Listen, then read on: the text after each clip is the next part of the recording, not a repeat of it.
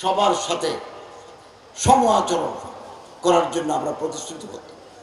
আমরা এদেশের নাগরিক, এদেশের উন্নয়নে আমাদের অবদান রাখতে হবে। প্রত্যেকে তার অধিকার আছে।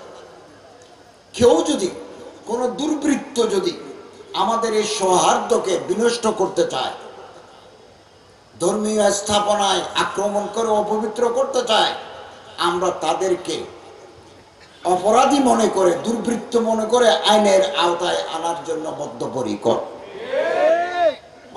তারপরে স্পোরাডিক ইনসিডেন্ট হচ্ছে, বিক্ষিপ্ত কিছু ঘটনা হচ্ছে না এমন নয়। সবার পিছনে পলিটিক্যাল ইনভেস্টিগেশন ধর্মীয় কারণে নয়। এগুলো আমরা বারবার বলেছি। বাইরে থেকে আমার সাথে যখন আমেরিকান রাষ্ট্রদূতের কথা হয়, অস্ট্রেলিয়ার রাষ্ট্রদূত, জার্মানি, তারা বলে যে we have been concern about the atrocities inflicted on the minorities, এভাবে বলে। আমি খুব বিনয় সহকারে বলি, এগুলো হচ্ছে পলিটিক্যাল প্রপাগান্ডা। আমাদের আশেপাশে আরো দেশ আছে, ওই দেশের দিকে তাকায়, ওই দেশের সংখ্যালঘুদের অবস্থাকে চোখ খুলে দেখো।